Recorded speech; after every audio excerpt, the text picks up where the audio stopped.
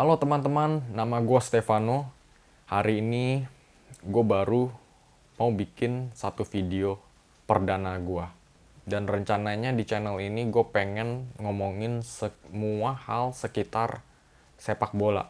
Kebanyakan di Premier League, soalnya gue cuma nontonin Premier League aja. La Liga sama Bundesliga, gue bilang sih kurang seru ya ketimbang Premier League. Makanya gue lebih banyak nontonin Premier League aja. Jadi ya buat lu orang yang demen Premier League, lu bisa stay di channel ini. Soalnya gue rencana sih mau bikin konten-konten. Iya, jadi seperti yang lu lihat sih, memang karena ini video pertama gue, persiapannya juga masih kurang ya. Di belakang biasanya youtuber lain kalau gue lihat mereka pasang green screen, yang gue kalau di kamar gue ini ya gue cuma shoot apa adanya aja. Semoga ini nggak masalah buat lu orang. Oke, gue mau ngomongin satu berita yang menarik nih di kemarin. Di Arsenal, kapten klubnya mereka, Pierre-Emerick Aubameyang, dicabut eh, captaincy-nya ya, sebagai kapten. Dia udah nggak bakal jadi kapten lagi karena ada masalah dengan kedisiplinannya dia. Jadi kalau kita lihat ini, memang si Aubameyang orangnya tuh suka have fun ya. Dia tuh bukan orang yang tipe serius lah. Beda sama manajernya Arteta, kelihatan kan. Kalau di press conference, mereka itu si Arteta ini mukanya tuh serius banget ya. Kaku. Nggak ada senyum, matanya melotot begitu loh. Kaku. Jadi kalau ketimbang sama Aubameyang itu kan lebih ceria, lebih have fun, lebih easy going gitu. Jadi ada bumi dan langit sih kalau gue bilang ya. Gue ada perasaan sih sebetulnya si Arteta ini kayaknya merasa lega ya ketika si Aubameyang ini melakukan sesuatu yang aneh. Jadi bisa ada alasan buat cabut dia itu dari kapten, dari cabut dia sebagai kapten. Dan gue kan dulu sebetulnya ya, kalau gue mau ceritain tentang sejarah gue itu dulu penggemar Arsenal sejati, hardcore. Jadi gue itu bisa selebrasi ketika Arsenal ngecetak gol, bisa lari-lari sekitar rumah, teriak-teriak pas mereka gol. Dan juga pas lagi kalah gue pernah nangis sih, pernah nangis parah, kesel banget karena kebodohan Arsenal. Ya kan, kita tahu kan si Arsenal itu memang suka melakukan kebodohan-kebodohan. Ya memang pemain-pemain dulunya itu ya cupu-cupu, seperti Johan Juru, Philip Senderos. Ini mereka tipe blunder. Jadi gue nggak kaget sebetulnya kalau mereka itu bikin kesalahan, cuma gue tetap nangis. Jadi itu adalah sejarah gue sebagai penggemar Arsenal dulu. Cuma sekarang ini gue udah mulai melunak ya. Gue udah nggak gitu ngikutin Arsenal lagi, karena gue lebih suka nontonin klub-klub lain juga ya. Bosan kalau cuma nontonin Arsenal aja. Jadi gue tuh memang pengen meluaskan pandangan gue ke klub-klub lain. Soalnya masih banyak klub-klub lain yang menarik, seperti Leeds United ya, di tahun lalu gue ikutin terus. Tahun ini mungkin Aston Villa ya, sama Steven Gerrard, kayaknya menarik juga buat ditonton. Ada juga Manchester United, bukan tim kecil ya, cuma ya mereka kan masih tim menengah ya belakangan ini. Jadi gue pengen tahu si perkembangan mereka ini di bawah Ralf Rangnick. Jadi gue tuh pandangannya mau diluaskan ya. Gue nggak mau cuma fokus ke satu tim aja. Ya, jadi begitu sejarah gue sebagai Arsenal fan. Jadi kalau dilihat dari sejarah, dari tingkah laku pemain-pemain Arsenal, kebodohan-kebodohan Arsenal, ulah-ulah anehnya pemain Arsenal, seperti William Gallas, itu juga gue inget pas mereka kalah sama Birmingham, ya kan, kebobolan di menit ke-90, itu kalau nggak salah di tahun 2007-2008. Dia bukannya masuk ke dressing room ya bareng sama teman-temannya. Apa yang dia lakukan, dia malah pergi ke dia malah duduk di tengah lapangan, nangis di sana.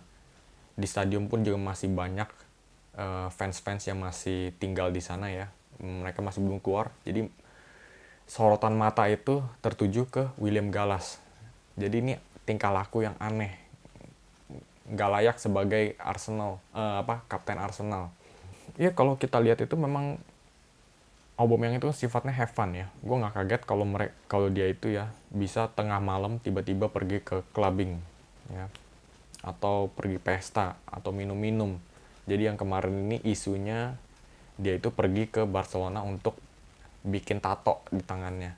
Dan karena dia pergi ke Barcelona, dia nggak bisa ikut training. Jadi ya si Arteta marah lah, bener nggak? Arteta serius orangnya, dia nggak macem-macem. Dia bukan tipe Ole Gunnar Solskjaer. Mungkin si Solskjaer di Manchester United bisa memaafkan.